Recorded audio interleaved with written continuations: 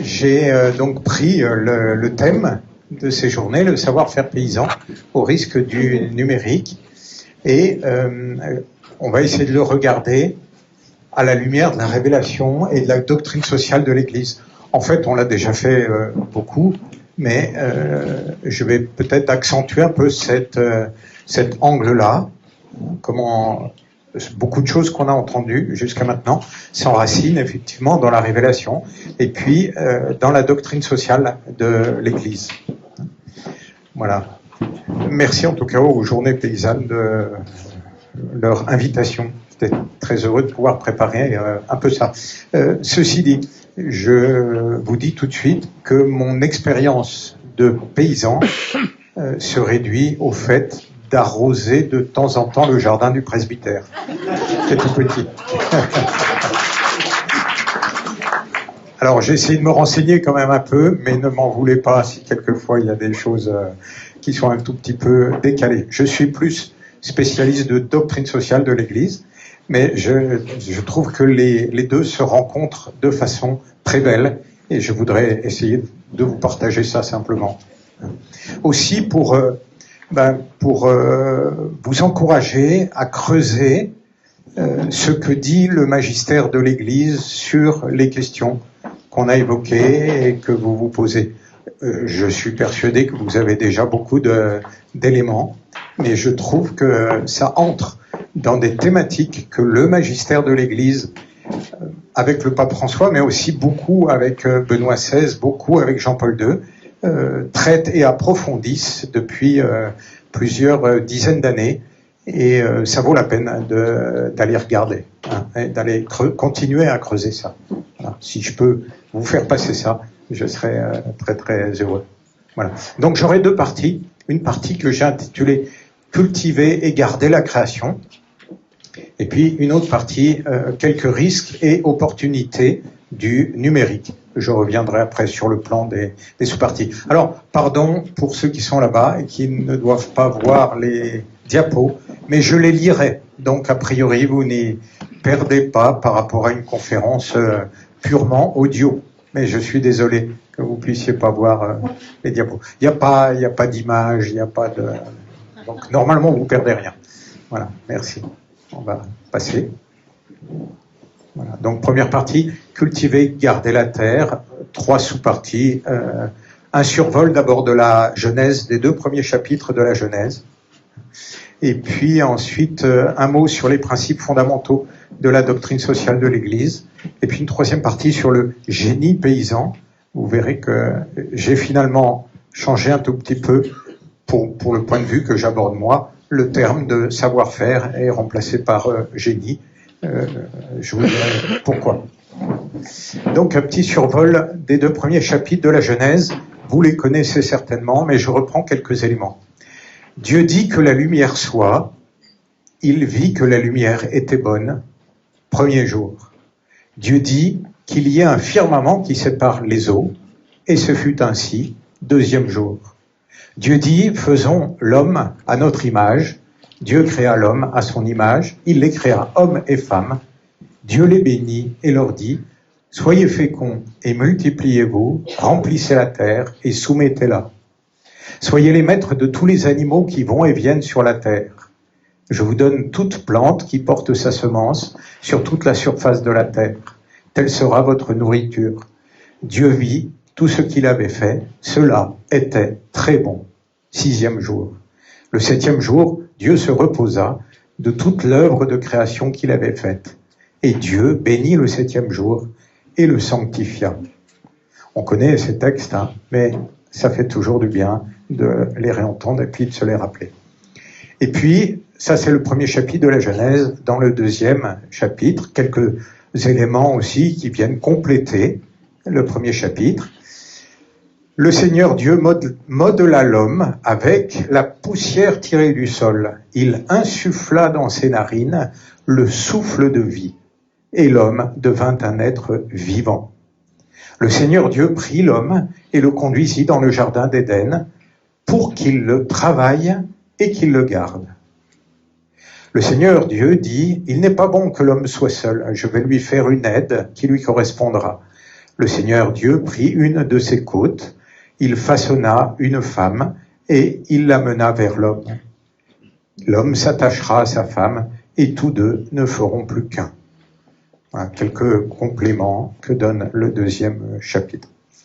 Alors, à partir de là, je mets en relief un certain nombre de choses qui sont dans ces deux chapitres, dans ces paroles qui finalement sont assez brèves, assez courtes. C'est incroyable tout ce qu'il y a dedans.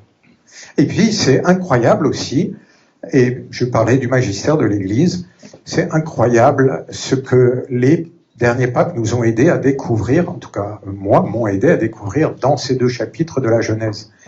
Peut-être que vous avez suivi un tout petit peu, enfin non, parce que de la génération Jean-Paul II, si, il y en a quand même quelques-uns, les plus jeunes, c'est déjà de l'ancien temps. Mais Jean-Paul II, donc, avait énormément travaillé ce chapitre par rapport à l'être humain, et en particulier la question de l'amour conjugal. Mais derrière lui, Benoît XVI a apporté plein de choses aussi, en les fondant dans ces deux chapitres.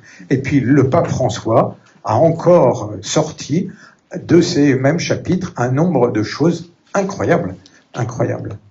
Alors c'est vrai de toute page de la Bible, mais ces pages-là, quand on les creuse un tout petit peu, je crois que ça nous aide à rentrer dedans le fait que c'est vraiment des pages inspirées par l'Esprit Saint, avec tout ce que ça apporte d'infini de choses à tirer. Alors, première chose que vous savez, que je rappelle rapidement, la bonté de la création. Et Dieu vit que cela était bon. Et Dieu vit que cela était bon. Et Dieu vit que cela était bon. Et Dieu vit que cela était très bon. C'est un leitmotiv dans le premier chapitre de la Genèse. La création est bonne. Et c'était pas si évident que ça à l'époque où a été écrit le livre de la Genèse. Et c'est encore pas si évident que ça pour beaucoup de nos contemporains. Nous, ça fait partie de notre foi. La création est bonne. Si on va un peu plus loin, la raison d'être de la création, elle est indiquée aussi de façon assez profonde, et en particulier, là c'est Benoît XVI qui explique ça, dans le fait que ce soit organisé, le récit, sur une semaine. Et une semaine qui se termine avec le 7e jour, jour de repos qui évoque évidemment le jour du sabbat pour le peuple hébreu. Et dit Benoît XVI, c'est important de savoir que le jour du sabbat, c'est un jour où l'homme est invité à approfondir l'alliance avec Dieu. L'homme, mais d'ailleurs pas que l'homme, les animaux aussi, qui sont conviés pour le sabbat à vivre du repos. Et donc le sabbat, le sens profond du sabbat pour un juif, c'est vraiment la question de l'alliance avec Dieu. Prendre un temps pour retrouver, approfondir l'alliance avec Dieu. Et alors ce que dit Benoît XVI, il dit, le fait que tout le récit de la Genèse soit organisé en vue du sabbat, donc structuré comme une semaine et en vue du sabbat, ça montre que l'alliance avec Dieu, elle n'est pas quelque chose qui va se rajouter après coup à la création, mais en fait que c'est le but de la création. Toute la création pour Dieu est orientée vers l'alliance qu'il veut faire avec l'homme et avec le reste de l'alliance. Et voilà pourquoi il dit, Dieu a fait le monde pour qu'il y ait un lieu, où il puisse communiquer son amour et d'où la réponse d'amour pourrait lui retourner. Et ça, c'est important de réaliser que dans notre foi, c'est ça l'objectif de la création. L'objectif de la création, c'est de nous manifester l'amour de Dieu et en nous plaçant dans la création, de nous permettre de répondre à cet amour de Dieu en perfectionnant encore cet amour, cette création, et surtout en œuvrant à l'intérieur dans le sens de l'amour de Dieu. Vous voyez ? Troisième chose, la dignité humaine. Alors, il y a beaucoup de choses dans les textes, même simplement dans les quelques extraits que je vous ai donnés, qui parlent de la dignité humaine, mais j'en mentionne simplement trois. D'abord, le fait que la dignité, elle est incomparable. On voit bien que l'être humain, il arrive au 6e jour, après la création de tout le reste. Et le Dieu vit que cela a été très bon, nous marque qu'on a franchi un seuil par rapport aux animaux. Il y a une dignité incomparable. Quand j'enseigne la doctrine sociale à nos séminaristes, je leur dis toujours, en fait, la doctrine sociale, elle vise à vous faire comprendre une chose, c'est qu'il y a une différence entre l'homme et le reste des choses. Que l'homme, ça n'est pas une chose comme les autres. Que quand vous regardez autour de vous ce que vous voulez, eh bien, vous avez deux types d'éléments en face de vous. Vous avez des choses et puis vous avez des êtres humains. Mais c'est absolument incomparable. Ça, c'est très fortement déjà enraciné dans le texte de la Genèse.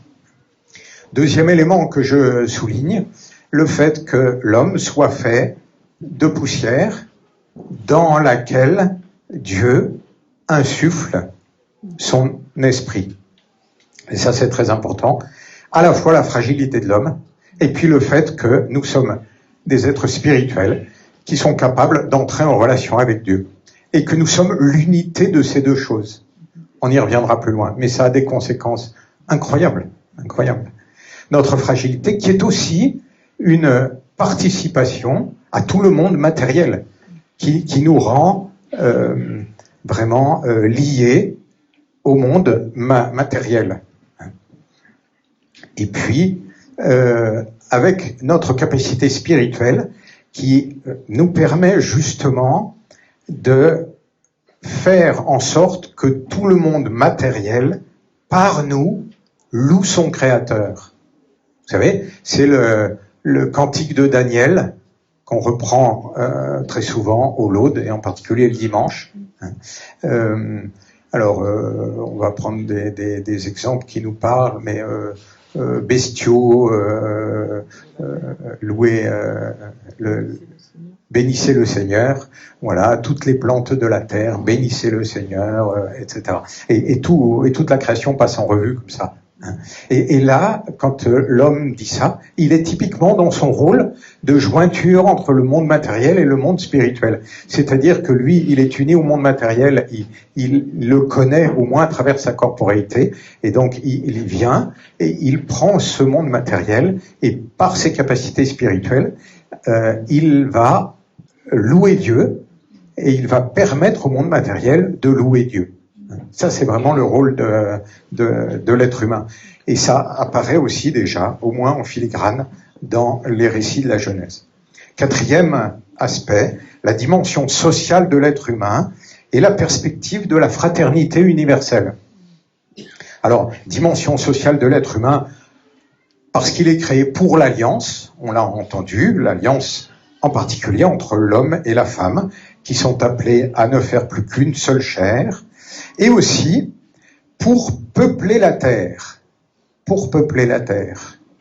Et ça nous montre la perspective sociale de l'être humain dès le projet de Dieu. Créer l'homme dans la perspective de la fraternité universelle. Puisque Dieu crée le couple qui, à travers la famille, va peupler toute la terre. Et ça, c'est important aussi d'en reprendre conscience, c'est que dans le projet de Dieu, il y a le fait que tout le peuplement de la terre constitue une seule famille. Ça, c'est important aussi de s'en souvenir. Fraternité universelle. Cinquième élément que je relève, la question du travail. Alors, la question du travail. D'abord, vous le savez, mais quand je parle à des élèves, par exemple, ou à des étudiants, souvent, ils ont en tête, même ceux qui sont chrétiens, que le travail, c'est une conséquence du péché originel. Et c'est important de se rappeler que c'est pas le travail qui est conséquence du péché originel, mais la pénibilité du travail. Le travail, il est dans le plan de Dieu, et quand Dieu dit que tout ça était très bon, ça inclut le travail. Bon, mais ça, vous le savez. En fait, quand on regarde bien le récit, Dieu, comme un père, charge son enfant de participer à la perfection de la création. Dieu crée, puis au moment où il crée l'être humain, eh bien, il va s'arrêter et il va dire à l'être humain, eh bien, tu vas être chargé, vous allez être chargés, hommes et femmes, de continuer la création. Voilà. Mais il le fait un peu comme quand vous prenez votre enfant sur votre tracteur, ou bien... pourquoi ? Pas tellement parce que ça va vous aider, pas tellement parce que vous en avez besoin. En général, ça va même plutôt vous encombrer. Je pense que pour le Seigneur, c'est un petit peu ça, des fois. Mais c'est vraiment parce que il sait que c'est pour notre bonheur, et lui aussi, ça lui fait plaisir de travailler avec ses enfants. Mais je crois que c'est vraiment comme ça, en tout cas, quand on regarde vraiment en détail, que c'est présenté dans le récit de la Genèse. En tout cas, c'est comme ça que Dieu permet à l'homme de réaliser le fait d'être semblable à lui. Quand on dit que Dieu crée l'homme à la ressemblance de Dieu, il y a plusieurs éléments qui font de nous des êtres à la ressemblance de Dieu, mais en particulier, il y a la question d'être créatif, d'être capable de création. Non pas de création à partir de rien, ça, il n'y a que Dieu qui peut le faire, mais d'être capable de prolonger la création, ça nous permet de réaliser cette image de Dieu que nous sommes. Sixième élément, la nourriture. Ça, j'avais jamais tellement remarqué, puis je l'ai creusé un petit peu pour vous, en réfléchissant, et puis en lisant 2-3 choses. À la différence des animaux qui reçoivent... En fait, non, pardon. Au départ, l'être humain, on le voit bien dans le récit, comme les animaux, il a besoin de se nourrir. Dieu n'a pas besoin, lui, de se nourrir. Mais l'être humain, il a besoin. Simplement, il y a des différences importantes entre l'homme et les animaux. D'abord, à la différence des animaux, qui reçoivent comme aliment toute herbe verte, c'est le terme de la Genèse, le Créateur dit à Adam, « Je vous donne toute plante qui porte sa semence sur toute la surface de la terre, et tout arbre dont le fruit porte sa semence. » Le fait que, dans les deux cas, soit mentionnée la question de la semence, ça évoque bien le fait que l'homme va être appelé à cultiver. On ne parle pas de semences pour les animaux. Les animaux, ils vont manger ce qu'ils vont pouvoir trouver. L'être humain, il va manger ce qui porte sa semence. Derrière, ça évoque le fait que l'être humain, à la différence des animaux, eh bien, il va être appelé à cultiver aussi ce qu'il va pouvoir manger. Et puis l'autre différence par rapport aux animaux, c'est que pour nous, la nourriture, elle va pouvoir porter des valeurs spirituelles. Et on le sait par exemple pour les repas. On sait tout ce que le repas, le partage du pain, représente aussi, peut porter comme valeur spirituelle. D'abord déjà comme valeur humaine, mais aussi comme valeur surnaturelle, à travers par exemple l'Eucharistie. Et puis, dernier point que je relève de ces textes, la question des animaux. Alors, les animaux, dans la Bible, ils ont une place très importante. Et ils sont souvent utilisés, aussi bien par les écrivains sacrés de l'Ancien Testament, que par Jésus lui-même, pour nous parler du sens de la création, pour nous parler du sens que l'homme doit donner à sa vie, pour nous parler de Dieu. Les animaux sont porteurs de beaucoup d'enseignements, à leur insu, en général, même, je pense qu'on peut dire toujours, mais quand même porteurs de beaucoup d'éléments, créés par Dieu, et créés par Dieu pour nous dire un certain nombre de choses. Bon, on sait par exemple que Jésus lui-même se compare de temps en temps à des animaux. Là, j'ai mis par exemple Matthieu 23, 37, où Jésus dit qu'il a voulu recueillir les enfants de Jérusalem, comme une poule rassemble ses poussins sous ses ailes.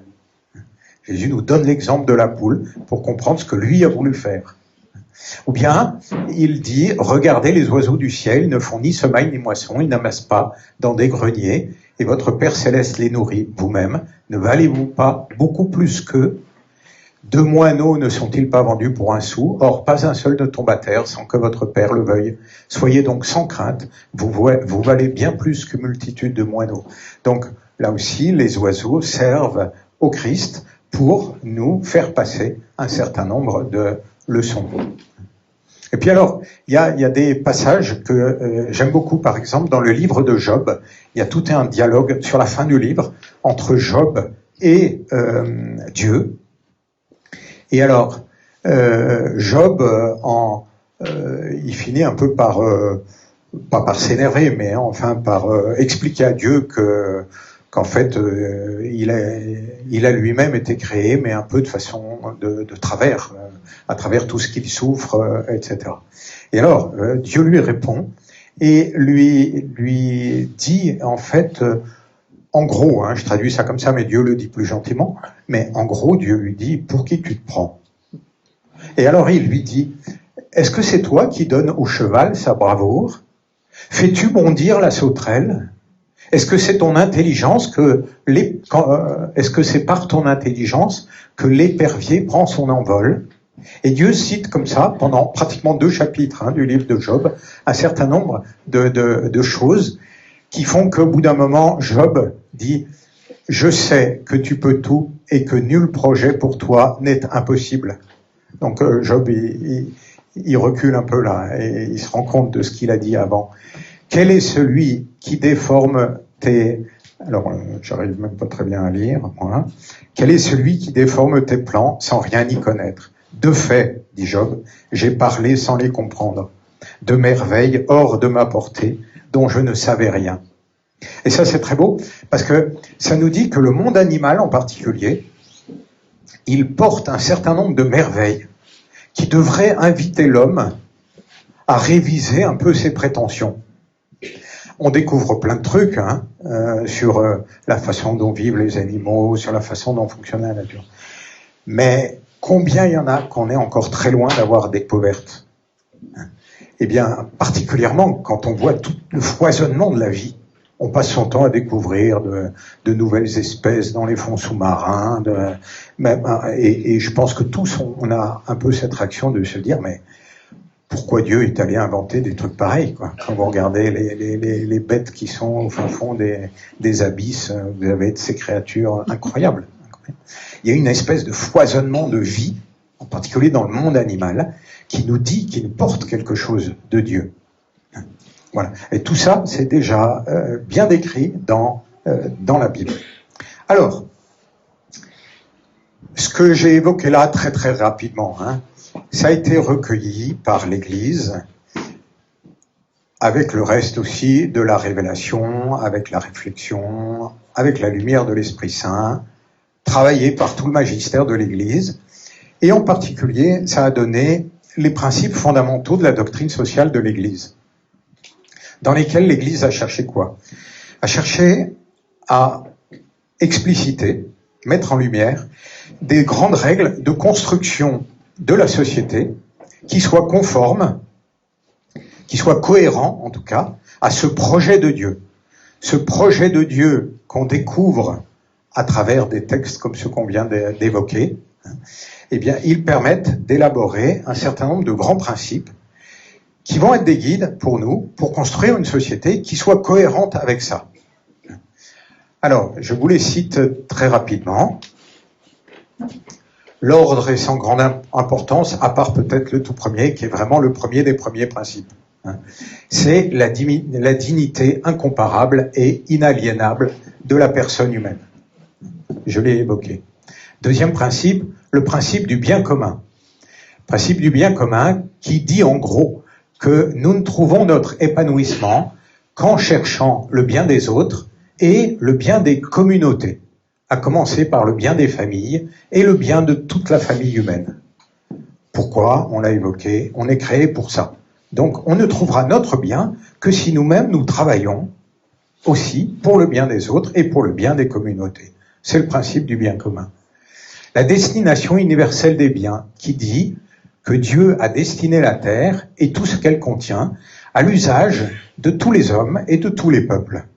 On le voit bien ça aussi dans le livre de la Genèse. Il crée ça pour tous les êtres humains qui vont se multiplier sur la surface de la terre.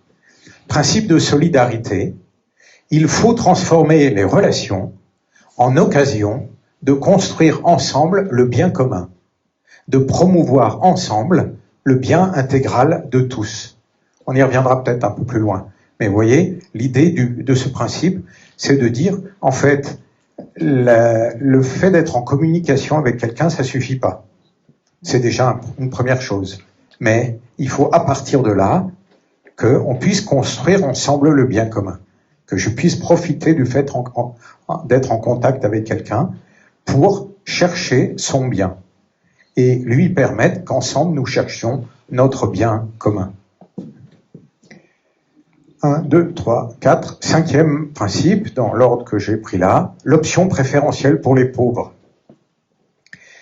Nous sommes frères et sœurs, voulus dans la même famille humaine, heureux de pouvoir s'aider les uns les autres.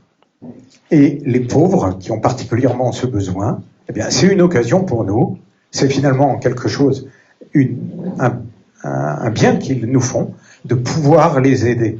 Parce qu'on a été créés aussi pour ça. Ils nous permettent de découvrir que nous sommes nous-mêmes fragiles, dans la lumière de leur propre fragilité. Et ça, c'est important aussi, parce que c'est la vérité.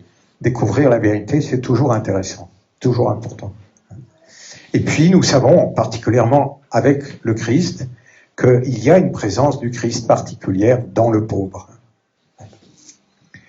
Principe suivant, le principe de subsidiarité. Alors, qui est pas très facile à trouver dans les deux textes de la Genèse. Mais on le trouve assez vite, un peu plus loin. Qu'est-ce qu'il dit ? Le principe de subsidiarité, il dit qu'une société d'ordre supérieur ne doit pas assumer des fonctions qui reviennent à une société d'ordre inférieur, la privant ainsi de ses compétences. Elle doit plutôt la soutenir en cas de nécessité. Alors, pour vous, je pense que c'est un principe qui parle beaucoup, parce que je l'ai entendu, au moins en filigrane, plusieurs fois. Mais quand l'État passe son temps à s'occuper de choses que vous connaissez mieux que lui, eh bien, il enfreint le principe de subsidiarité. Si vous êtes capable de gérer quelque chose à votre niveau, c'est à vous de le gérer, c'est pas à lui. Vous voyez ? Et il y a ingérence d'un niveau quand il se mêle de choses que peut faire le niveau d'en dessous et qu'il peut en général faire beaucoup mieux que le niveau du dessus parce que lui, il est directement en prise avec la réalité. Pour les parents, ça évoque aussi peut-être le problème de l'éducation nationale. Quand l'État vous impose un peu trop de choses à son niveau, eh bien, vous sentez bien que vous êtes dépossédé de quelque chose qui est votre première responsabilité, c'est l'éducation de vos enfants. Et vous êtes les mieux à même de savoir ce dont vos enfants ont besoin. Et donc, quand l'État fait un peu trop d'ingérence, on est contraire au principe de subsidiarité. C'est intéressant, dans le catéchisme de l'Église catholique, il y a un lien quand même entre le principe de subsidiarité et la création. Et je vous lis ce numéro. Il faut que je me mette un peu plus par là, j'espère que je ne peux pas empêcher trop de voir. Dieu n'a pas voulu retenir pour lui seul l'exercice de tous les pouvoirs. Il remet à chaque créature les fonctions qu'elle est capable d'exercer, selon les capacités de sa nature propre. Ce mode de gouvernement doit être imité dans la vie sociale. Ceux qui gouvernent les communautés humaines, ils ont à se comporter en ministres de la providence divine. Vous voyez, quand on regarde ce qu'a fait Dieu dans la création, quand il crée un être, que ce soit une plante ou un animal ou l'être humain, avec des capacités, eh bien ensuite, il passe pas son temps à intervenir, il laisse cet être utiliser les capacités qu'il lui a données. Ça n'empêche pas de temps en temps Dieu d'intervenir par des miracles, mais notez qu'il ne le fait pas beaucoup.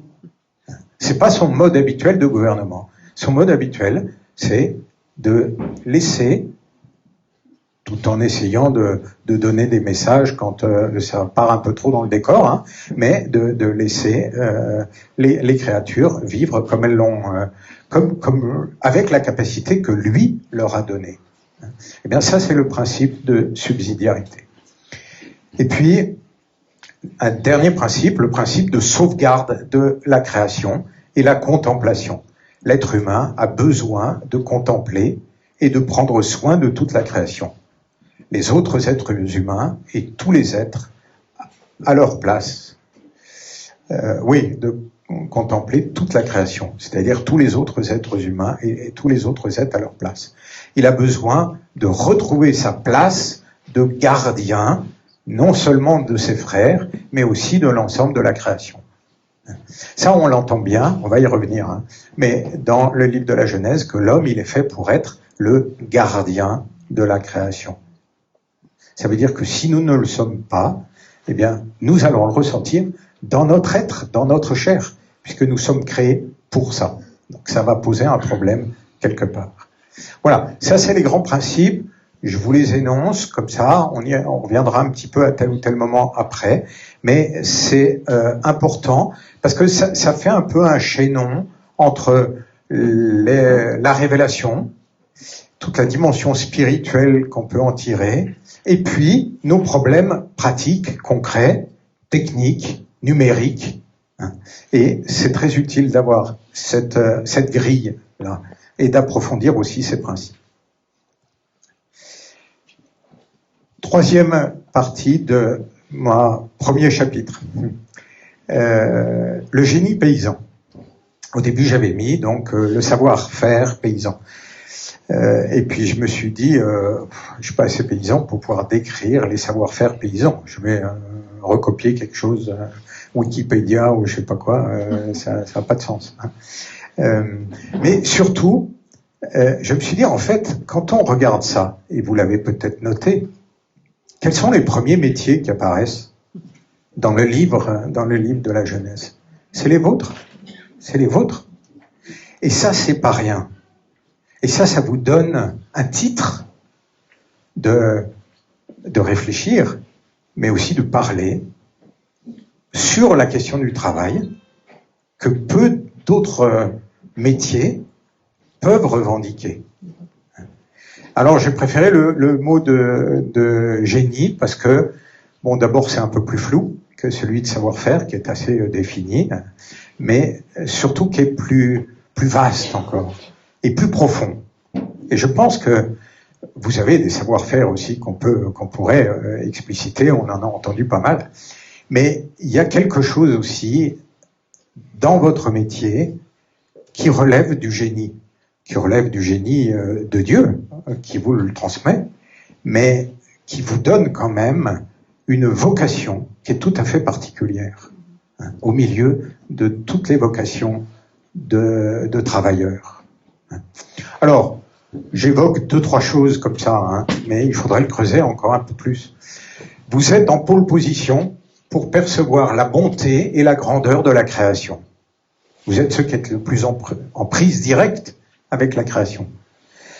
Le type qui fabrique des téléphones portables, on l'a d'ailleurs déjà évoqué hier, hein, il est aussi en rapport avec la création, parce que tous les métaux rares qu'il utilise, il les trouve pas, il les synthétise pas tout de suite comme ça, hein, il les trouve dans la création d'abord, et si après il essaye de les synthétiser, c'est toujours à partir d'autres éléments de la création. Donc on est tous liés à notre création. Mais on sent bien que vous êtes plus directement que les autres en lien avec la création. Vous partagez ça un peu avec les parents ou avec les éducateurs aussi. Mais voilà, vous avez ça. Reflet de la bonté et de la grandeur de Dieu. Combien de fois les gens qui n'ont pas beaucoup de réflexion spirituelle, ils tombent en admiration devant un paysage. Et vous êtes en permanence dans ces paysages qui parlent de Dieu. Ah, je ne prétends pas que ça soit toujours facile et tout, hein. Quand il pleut, quand il fait nuit, quand vous êtes à vos heures, à 22 heures, 23 heures, enfin, etc. J'imagine que la beauté du paysage, ça devient un peu secondaire, mais vous voyez ce que je veux dire? Vous êtes quand même, vous avez ça dans votre métier, c'est de travailler pour ça, pour ce que tout être humain, normalement constitué, à un moment donné, accueille comme un reflet de beauté, sinon un reflet de la bonté de Dieu. Vous êtes en bonne place pour assumer les limites humaines et pour éviter la prétention à tout savoir, à tout maîtriser. J'y reviendrai un peu plus loin. Il y a des métiers où cette prétention, elle peut beaucoup plus facilement que chez vous arriver. Le type qui fabrique des produits financiers, qu'est-ce qu'il a comme limite par rapport à ce qu'il fabrique? Pas grand-chose. Vous, comme on dit habituellement, hein, vous savez très bien que vous ne pouvez pas tirer sur une plante pour la faire pousser. Ce sur quoi vous travaillez, ça a une consistance et ça vous impose des règles. Voilà. Et ça, c'est une grâce. Vous savez que la création a une consistance, un être qui est en face de vous. Et ça peut être quelque chose qu'on peut facilement oublier. Vous êtes capable de sentir le besoin qu'a la création de trouver en l'homme un intendant fidèle et avisé. Vous savez très bien que si vous laissez des terrains en friche, vous savez très bien que ça va pas s'organiser tout seul en un beau terrain qui va produire des beaux fruits, etc. Vous sentez bien que la création, elle a son être propre, mais en même temps, elle a besoin d'un intendant. Et que c'est la vocation de l'être humain. Vous êtes capable de toucher du doigt la dignité de cette vocation de l'homme, d'être gardien de la création. Vous êtes capable d'expérimenter la valeur, pas seulement matérielle, mais vraiment humaine, de la nourriture.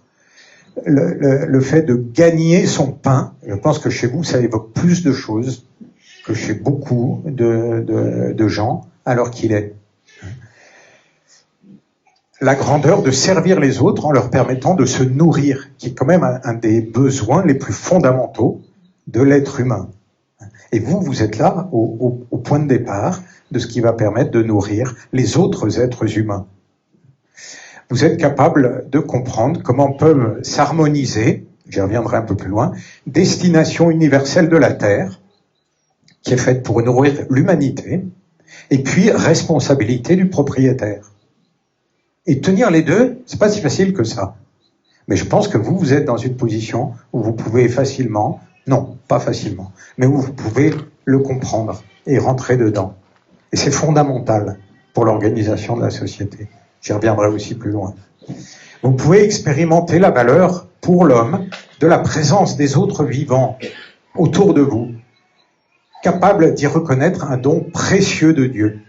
Vous avez un contact avec les animaux qui vous permet de vraiment comprendre qu'est-ce que c'est la valeur d'un animal, même si c'est incomparable la valeur d'un être humain par rapport à l'aide de l'animal. Néanmoins, l'animal, il a une vraie valeur. Et ça, c'est vous qui êtes les premiers à être capables de le sentir. Voilà. Tout ça fait que cette place que j'ai appelée en pôle position pour tout ça, fait que vous avez en fait une responsabilité au niveau du monde. Et je crois que c'est Emmanuel, dès sa première intervention, qui disait que sans les paysans, on n'est pas sûr de pouvoir faire un monde. En tout cas, c'est sûr que vous avez une place qui soutient, qui a quelque chose à apporter à tout le monde du travail. Vous avez, dans votre place, des choses qui sont importantes, qui seraient importantes à redécouvrir dans tous les métiers. Parce que vous êtes en contact avec la création, laquelle création a été tout de suite remise entre les mains de l'être humain pour qu'il la prolonge. Et là, vous apparaissez tout de suite. Mais tout métier a ça aussi comme vocation. Mais vous êtes à la racine de ça. Et comme toutes les racines, c'est là qu'il faut que, quand ça va pas bien aux étages supérieurs, il faut qu'on redescende pour repuiser le vrai sens des choses. Et ça, c'est vous qui êtes à cette racine. C'est vous qui pouvez redonner le vrai sens des métiers en regardant chez vous qu'est-ce que ça veut dire d'exercer tel métier. Voilà pourquoi je voulais parler donc du génie paysan qui s'enracine vraiment dans la création. Deuxième partie de mon intervention. Maintenant, quelques risques et opportunités du numérique avec cet éclairage, ce qu'on vient de voir. Le numérique, c'est ce qu'on appelle aussi quelquefois les TIC, c'est-à-dire les technologies de l'information et de la communication. Donc, je vais prendre un premier paragraphe, le numérique comme cas particulier de technique. Deuxième, le numérique sous son aspect informatique. Troisième, le numérique sous son aspect outil de communication. Technologie de l'informatique et de la communication. Et puis on verra aussi, on rajoutera 2 paragraphes, le numérique dans son impact économique et le numérique comme culture. Et je vais regarder ce qu'on vient de dire du projet de Dieu, de la façon dont c'est explicité dans les grands principes de doctrine sociale. Qu'est-ce que ça nous donne comme critère pour s'orienter là-dedans? D'accord? Sans prétendre tout résoudre, parce que Dieu agit avec le principe de subsidiarité. C'est-à-dire, c'est pas Dieu qui va nous donner toutes les réponses. Il nous laisse une liberté. Néanmoins, il nous donne aussi des éclairages pour arriver à s'orienter. Le numérique comme cas particulier de technique. On va voir 3 choses. D'abord, quelques aspects bénéfiques des progrès techniques. Ensuite, 2 problèmes, parmi un certain nombre, mais j'en pointerai 2. Le manque d'une éthique solide, et puis ce que le pape François a appelé le paradigme technocratique. D'abord, apport bénéfique des progrès techniques. On va passer, merci. Tout ça, c'est des citations de Benoît XVI, mais qui s'enracinent déjà dans des choses que dit au moins Jean-Paul II, et même Paul VI, déjà. La technique est appelée par vocation à un lien profond avec l'esprit. La technique, appelée par vocation, donc la technique, elle est inclue dans le plan de Dieu, appelée par vocation à un lien profond avec l'esprit. La technique est une réalité profondément humaine, liée à l'autonomie et à la liberté de l'homme. L'esprit, rendu ainsi moins esclave des choses, peut facilement s'élever jusqu'à l'adoration et à la contemplation du Créateur. La technique, elle doit nous permettre de nous libérer d'un certain nombre de choses, et se libérer de choses pour pouvoir s'élever à l'adoration, à la contemplation du Créateur. La technique permet de dominer la matière, on reviendra sur le terme dominer un peu plus loin, de réduire les risques, d'économiser ses forces et d'améliorer les conditions de vie. Ça fait partie de la vocation de la technique. On l'a évoqué, mais vous voyez, je crois que c'est important de l'entendre aussi du magistère de l'Église, qui met en quelque sorte son tampon là-dessus, en disant, oui, c'est conforme à la révélation, de dire ça. Elle répond à la vocation même du travail. Par la technique, œuvre de son génie, l'homme reconnaît ce qu'il est et accomplit son humanité. Par la technique, l'homme est capable de reconnaître ce qu'il est, à travers ce qu'il est capable de faire, capable de créer, et d'une certaine façon, il va pouvoir accomplir son humanité, accomplir quelques aspects de son humanité. La technique doit donc tendre à renforcer l'alliance entre l'être humain et l'environnement, lequel est appelé à être le reflet de l'amour créateur de Dieu. Donc ça, c'est très intéressant, parce que ça nous dit, ça nous donne un bon critère pour la technique, pas si facile hein, après à appliquer aux questions que vous vous posiez hier. Est-ce que je prends le GPS ou est-ce que je prends pas le GPS? Mais enfin, ça nous donne quand même quelque chose en nous disant la technique, elle doit renforcer l'alliance entre l'être humain et l'environnement, la création, laquelle création est appelée à être le reflet de l'amour créateur de Dieu. Est-ce que quand je prends telle technique, ça va m'aider à entrer dans cette question-là, dans cet objectif-là? Vous voyez ? Encore une fois, je ne résous pas tout de suite le problème, mais ça nous donne la grande idée qui doit nous mener. Voilà. Deux manques importants qu'on a évoqués, hein, mais je les reprends là, toujours dans cette idée de vous montrer comment ça a été accueilli par le magistère et tamponné en quelque sorte par le magistère. La technique, elle permet de faire des choses, elle ne dit pas en vue de quoi. La technique, ça relève du comment, et il nous faut aussi réfléchir au pourquoi. Et là est le problème, c'est que l'homme moderne, comme dit Romano Guardini, l'homme moderne n'a pas reçu l'éducation nécessaire pour faire un bon usage de son pouvoir. L'homme moderne a développé énormément la technique, il n'a absolument pas développé l'éthique, qui pourtant est nécessaire. L'éthique, c'est ce qui va nous dire le pourquoi. La technique, c'est ce qui va nous permettre de nous dire le comment. Les deux doivent être développés. Or, à l'heure actuelle, regardez parmi les jeunes, par exemple, le développement incroyable sur le plan technique et l'incompétence sur le plan éthique. Incompétent. Même le mot, ça veut rien, ça n'évoque rien. Je suis tombé une fois sur le petit manuel éthique de ma grand-mère, et c'était un manuel de seconde.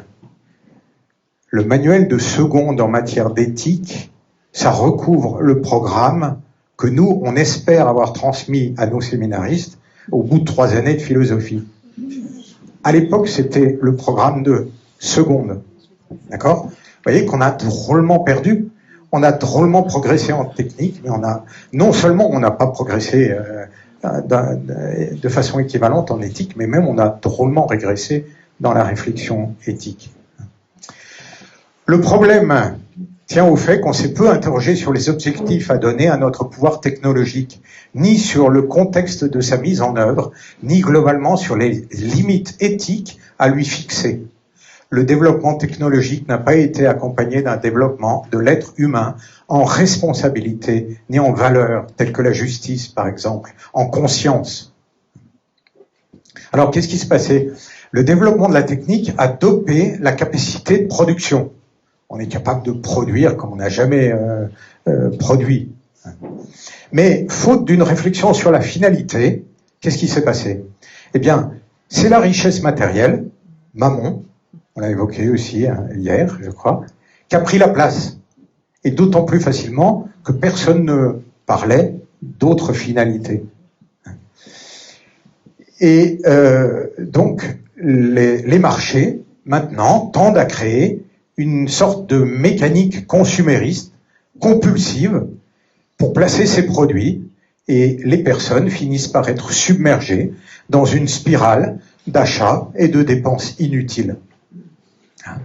Faute d'avoir réfléchi à la finalité d'application de la technique, eh bien, c'est la production-consommation qui a pris la place, et on voit très bien comment ça a fait l'alliance avec la technique. Et donc, toute notre technique, elle sert à quoi ? À produire plus.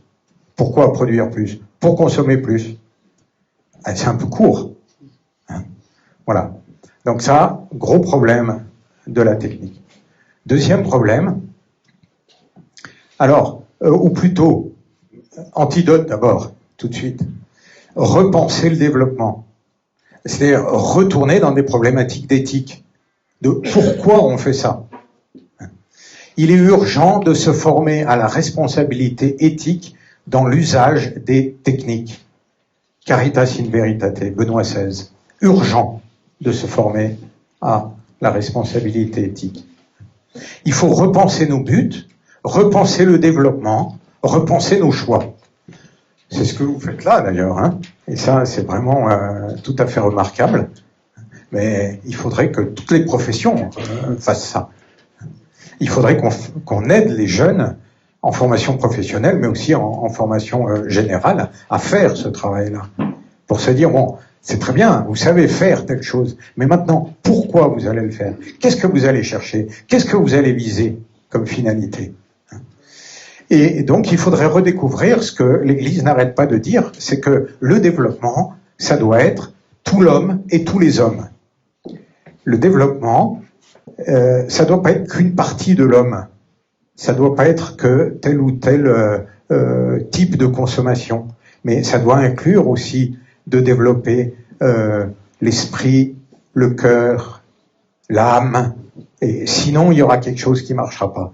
Le développement, il ne peut vraiment tenir que s'il développe tout l'homme, toutes les dimensions de l'homme, y compris son intériorité. Et ça limite le développement de l'extériorité, parce qu'on sait très bien que plus on va amasser de biens matériels, et plus on va être distrait par ça, et plus on va appauvrir notre intériorité. Donc, le développement de tout l'homme, et de tous les hommes, et de tous les hommes aussi. Le développement, l'hyper-développement matériel à l'heure actuelle, il se fait à l'avantage de certains, au détriment de beaucoup d'autres. Et ça peut pas tenir non plus. Et on le voit d'ailleurs sans arrêt. Donc, il faut une réflexion sur ça. Il faut chercher d'autres chemins de bonheur que ceux de la consommation effrénée. Il faut découvrir de nouvelles formes de prospérité qui ne comment j'ai mis, réduisent pas la vie bonne à l'accumulation de richesses matérielles et la qualité d'une existence à sa seule valeur économique. Vous réfléchissez déjà à ça depuis longtemps, mais pensez à tous les gens qui n'ont jamais eu l'occasion de réfléchir à ça. Jamais pris le recul qu'il fallait. Parce que notre culture, elle n'y porte absolument pas. Voilà. Deuxième problème, à côté de ce manque d'éthique, c'est ce que le pape François appelle le paradigme technocratique. J'ai encore un petit peu de temps, ou plus. Non, c'est fini. On a déjà explosé les compteurs complètement. Bon. On n'ira pas jusqu'au bout alors, mais je vous laisserai le PowerPoint. Le paradigme technocratique, le pape François, il dit, en fait, on a transformé, on n'utilise plus la technologie que comme un moyen de possession. Moyen de possession. Et alors il compare, il dit, longtemps, il y avait une intervention humaine sur la nature, mais qui accompagnait, qui se pliait aux possibilités qu'offraient les choses elles-mêmes, qui consistait à recevoir ce que la réalité naturelle permettait de soi, en tendant amicalement la main. Et il dit maintenant, on a un moyen de possession qui va ignorer ou oublier la réalité des choses, qui va considérer en face de soi quelque chose d'informe, et qui va essayer d'extraire tout ce qu'il peut par l'imposition de la main. Donc j'ai mis pour voir en colonne pour voir l'opposition entre les deux. Si on passe juste après, ça c'est la même chose. Ça c'est ce qu'on peut mettre entre l'agriculture traditionnelle et puis une agriculture hyper industrialisée. Et vous retrouvez exactement la même chose. L'agriculture traditionnelle, elle prend en compte la nature. L'homme qui la travaille va essayer humblement de s'adapter à ce qu'il a en face de lui. Et d'une certaine façon, il entretient un peu comme une conversation entre ce qu'il fait et la nature.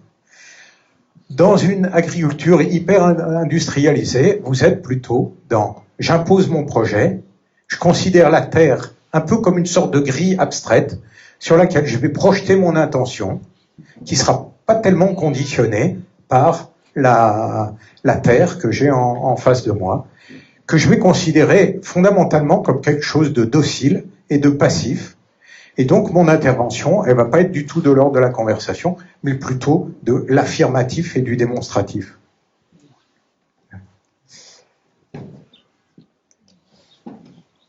Alors, passe encore. Voilà. Non, la précédente. J'ai juste rajouté là une description de ce que c'est que les mathématiques. Les mathématiques, c'est fondamentalement une matière dans laquelle notre esprit travaille sur des abstractions, dans lequel on travaille par démonstration et dans lequel on est complètement maître de son objet. Et vous voyez la différence entre les mathématiques et l'agriculture. Vous avez un objet avec des règles. Le mathématicien, il crée complètement son objet. Son objet est complètement à sa merci. Et ce à quoi je voulais en venir, c'est que le numérique, c'est finalement une introduction des mathématiques dans la technologie. Donc on comprend que si on ne fait pas attention, on va faire simplement que accentuer la dérive technocratique que pointait le pape François dans Laudato Si, avec les mathématiques. Je ne dis pas que les mathématiques, c'est pas bien. Je ne dis pas qu'il ne faut pas en faire. Je dis qu'il faut faire attention que quand on rapproche les mathématiques de la technique, naturellement, on va aller dans ce sens de, au moins, le risque de ne pas respecter la réalité telle qu'elle est en face de nous. Voilà. On va passer ça. Alors, il y a des textes très beaux de Laudato Si, où il dit, le pape dit, pour aller à l'encontre de ça, il ne s'agit pas forcément de s'interdire le numérique, mais il faut au moins s'assurer qu'on ne perde pas avec ça la contemplation, l'attention contemplative. Parce que vous voyez, c'est ça le danger. C'est de perdre l'attention contemplative qui vous est demandée dans l'agriculture traditionnelle. Parce que vous écoutez ce que vous dit la Terre. Le danger en mettant trop de technique et trop de numérique dans le technique, c'est que vous finissez par ne plus écouter ce que vous dit la Terre, mais à penser que la Terre, elle pourra faire tout ce que vous imaginez de faire. Mais c'est un danger, c'est pas automatique, c'est un danger.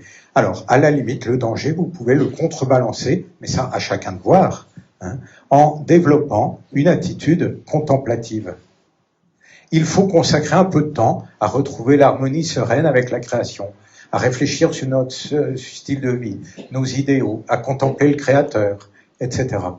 On parle d'une attitude de cœur qui vit tout avec une attention sereine, qui sait être pleinement présent à quelqu'un sans penser à ce qui vient après, qui se livre à tout moment comme un don divin qui doit être pleinement vécu, qui reçoit tout moment comme un don divin, voilà, etc. Vous voyez, ça c'est Laudato Si qui nous dit ça, pour contrebalancer le paradigme technocratique. Bon, on va passer sur le reste, parce qu'on n'a plus de temps, mais en gros, ce que j'explique, c'est que sur la question des datas, l'Église, elle a forgé le principe de destination universelle des biens, qui est un principe très important si on veut traiter la question des datas. Le principe de destination universelle des biens, il dit que à la fois tous les biens sont destinés à toute l'humanité, et en même temps, il faut garder le principe de propriété privée, à condition que les propriétaires se considèrent comme des intendants. Si vous abandonnez le principe de propriété privée, alors plus personne ne fait attention à quoi que ce soit. Si vous dites à quelqu'un « tu es propriétaire », il va faire attention. Mais dans la foi chrétienne, être propriétaire, ça veut dire être intendant. C'est-à-dire, tu es propriétaire, tu vas gérer pour le bien de toute l'humanité. Mais c'est toi qui en es responsable de cette gestion. Vous voyez ? Eh bien, les datas, tout ce que nous envoyons dans le cloud de données, etc., ça peut tout à fait être passé à la moulinette de ce principe-là, en disant, il y a une destination universelle, y compris des données. Il y a une destination universelle, mais qui n'annule pas la propriété privée. Vous êtes propriétaire de vos données, mais vous pouvez décider, vous, de la façon dont vous voulez les mettre à disposition de l'humanité. C'est vrai que ça peut servir pour faire des progrès de la science, etc. Ce qui n'est pas normal, c'est qu'on nous vole nos données. On a le droit de mettre nos données à disposition, mais il faut qu'on en soit responsable nous-mêmes. C'est en très gros. Question de l'intelligence artificielle, on l'a un peu abordé, mais c'est de dire, c'est l'être humain qui est responsable. Et on ne peut pas noyer la responsabilité dans les systèmes d'intelligence artificielle. Ceux qui conçoivent les systèmes d'intelligence artificielle, ils doivent nous dire quelles orientations ils ont prises, quels choix ils ont pris. Quand on fait un programme d'intelligence artificielle, on fait des choix. Le programmateur fait des choix. Eh bien, il doit les expliquer au consommateur, à celui qui va utiliser le truc. Sinon, on dit « Ah ben, c'est la machine qui est responsable ». Non, ça n'existe pas. La responsabilité, c'est un être humain. Donc, c'est le programmateur ou c'est l'utilisateur. Ou alors, parce qu'aujourd'hui, on va effectivement dans des systèmes d'algorithmes auto-apprenants, etc., des machines qui sont totalement innovantes, mais ça, il faut se l'interdire. Parce que c'est à l'être humain d'imposer quand même les objectifs. Si la machine, elle peut prendre n'importe quelle orientation, ça, il faut se l'interdire. C'est à l'être humain de donner le cadre dans les algorithmes d'intelligence artificielle. Voilà, on passe là-dessus aussi. Comme outil de communication, on va passer aussi très très vite, juste pour dire que le magistère de l'Église, il a une approche assez positive des moyens de communication. Parce qu'il dit, dans l'être humain, il est fait pour une communication universelle. Ça sera ça, la communion des saints. On sera en communion totale avec tous. Donc on est vraiment dans tous les réseaux sociaux à côté, c'est de la rigolade. Ça sera Dieu qui assurera la communication entre tous. Parce qu'il sera tout en tous. Donc il fera vraiment notre communication. Donc on est fait pour ça. Donc c'est normal que ça se développe comme ça, parce que c'est inclus en nous. Mais il faut regarder toutes les façons pas justes qui se développent, qui se mettent en place. Donc il faut passer quand même à la moulinette d'un certain nombre de principes que je vous ai énoncés dans les autres principes. Voilà. Donc des carences, on peut passer. Sur l'économique, j'avais mis 2 problèmes, la mondialisation et l'ubérisation. Pareil, le magistère de l'Église, il est assez a priori positif par rapport à la mondialisation. Pour la même raison que je vous ai dite tout à l'heure, c'est-à-dire que le royaume des cieux, c'est complètement mondialisé. Donc on est quand même fait pour ça. Mais sauf qu'à l'heure actuelle, on met en place des mondialisations qui sont complètement à côté de la plaque. Alors à nous de regarder, de faire la différence. Et en particulier, c'est là qu'il faut appliquer la solidarité et la subsidiarité. Je reviens juste à ce que je vous ai dit tout à l'heure. Le gros problème de la mondialisation, on l'a évoqué plusieurs fois, mais c'est d'avoir des espèces de dictatures qui se mettent en place. L'Église n'est pas contre le fait qu'il y ait des organes supranationaux même qui gèrent un certain nombre de choses, mais à une condition fondamentale, c'est qu'on respecte la subsidiarité. C'est-à-dire que ces organismes ne s'occupent pas de tout ce que les niveaux inférieurs doivent prendre en charge. Sinon, on tombe forcément dans de la dictature. Voyez ? Et là, on a un travail énorme à faire. Voilà, on peut passer. L'ubérisation, c'est le changement des structures. Alors, ça peut se faire de façon juste ou de façon pas juste. Hier, on a évoqué les appâts, par exemple. Et il peut y avoir des choses très justes qui peuvent être mises en place grâce au numérique. Mais il y a des tas de choses aussi qui sont pas bonnes. En particulier, une chose qui est pas bonne, c'est que ça a fait exploser tous les mécanismes de protection sociale. Parce que les systèmes économiques qu'on avait jusqu'à maintenant, ça les fait exploser. Et donc, tous les systèmes de protection sociale ont explosé avec. Et avant de les avoir reconstruits, il va y avoir un paquet de gens qui vont peiner à l'intérieur de choses où ils seront exploités. Voilà. Enfin, le numérique comme culture. Le numérique, ça crée une vraie culture. Je lis juste les 4 titres. Quelle est l'attitude de l'Église par rapport à la culture ? De dire non à l'uniformité et à l'homogénéisation de la culture. Attention, le numérique risque de nous introduire tous dans une espèce de culture homogène. Et ça, l'Église dit, c'est certainement pas bon. Parce qu'on n'est pas les mêmes, on n'a pas les mêmes métiers, on n'a pas la même histoire, on n'a pas la même... Donc attention, ne rentrons pas dans cette homogénéisation. Assumons nos racines. Et là, il y a je vous le laisserai, il y a des réflexions du pape François aux jeunes qui leur dit « Assumez vos racines, connaissez votre histoire ». Vous êtes fils de paysans, petit-fils de paysans, arrière-petit-fils de paysans, même si vous voulez pas être paysan, et il faut que vous connaissiez votre histoire. Ça vous a marqué, c'est pas rien. Hein, et il faut accueillir ça. Et ça va marquer votre culture. Et il faut le garder. Mais, il faut aussi être de son temps, parce que, on a cité à Fabrice Hajjaj, si on est dans cette époque, Dieu sait ce qu'il fait. C'est qu'on a à agir. Donc, il ne faut pas non plus vouloir absolument rester en arrière.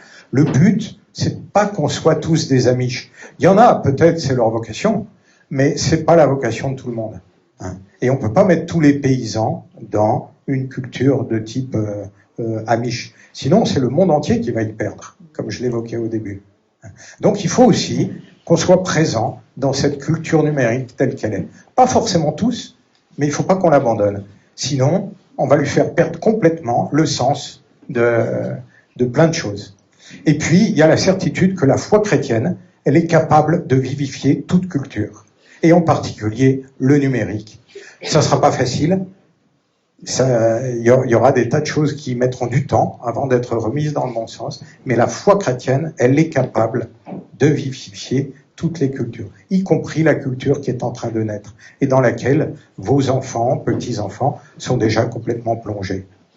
Eh bien, ne désespérons pas, la foi chrétienne, elle est capable aussi de vivifier ça. Ça demande beaucoup de force, ça demande beaucoup d'énergie, mais nous croyons que la foi chrétienne, elle en est capable. Voilà, pardon d'avoir pris trop de temps.